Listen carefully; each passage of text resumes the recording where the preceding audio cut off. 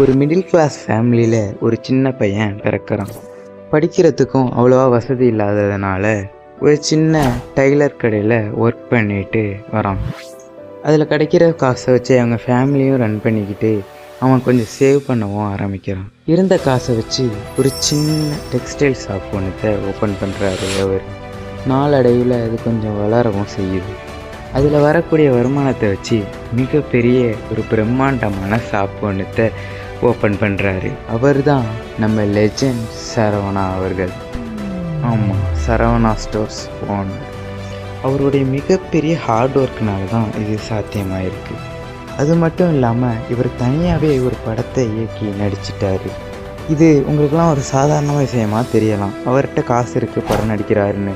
But அவருக்கு modelling கூட ஒழுங்காக வராதுன்னு கலாய்ச்சிட்டு இருந்தாங்க. அதை தாண்டி அவர் படம் நடித்து இவ்வளோ பெரிய சக்ஸஸில் இருக்கார்.